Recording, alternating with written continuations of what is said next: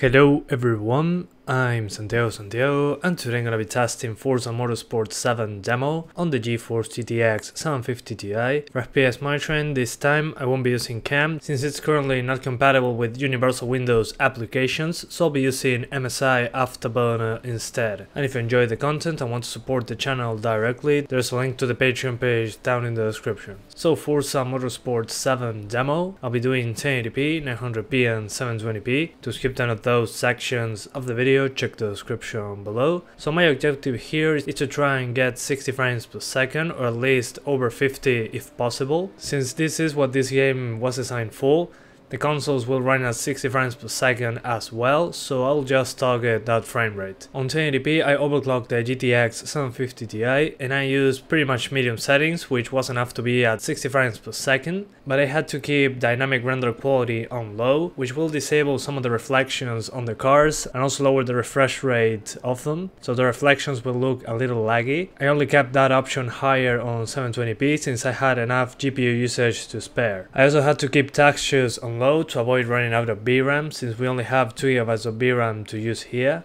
That's why on 900p and 1080p I didn't use higher resolution and particle settings, but the game still looks pretty good using those settings I show you. On 900p I was able to use higher settings than 1080p obviously, but since 900p wasn't available in the resolution list in the options menu, I just lowered the resolution scale slider to 85%. 900p will be around 83.3%, but the game only allowed 80% or 85%, nothing in the middle. So this will run pretty much the same as 900p since the game is rendered at that resolution. On 720p I cranked up the settings even more since it used less VRAM, but I was a little too ambitious with the settings this time around, so you'll see FPS drops as low as 50 frames per second when there are many cars on screen, but you can just lower reflections a little bit to maintain a higher frame rate, or put dynamic render quality on low. One very important thing I need to mention is that this game appears to have a noticeable bug.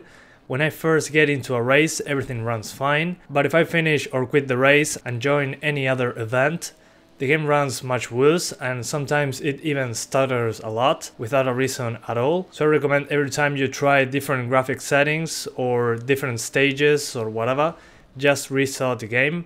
That worked for me so far. I'm not sure about what's going on with that, but hopefully for the release day in less than a month from now, they have a fix for this issue. For some reason we can't unlock the frame rate, so we are limited to 60 frames per second. The dynamic option there seems to just swap between the 30 frames per second and 60 frames per second lock if performance suffers too much. For this video I didn't use any of the graphics options as dynamic, but what that does is just change the settings you put on dynamic in real time to maintain a more consistent frame rate. Personally, I found it to be too aggressive sometimes, to the point of using much lower quality compared to what I could do manually, so it's up to you if you want to use it or not. I didn't find any post-AA options available. We only have MSAA, which is a big impact in performance and on the VRAM usage. It would be nice to have FXAA and SMAA available here at the very least.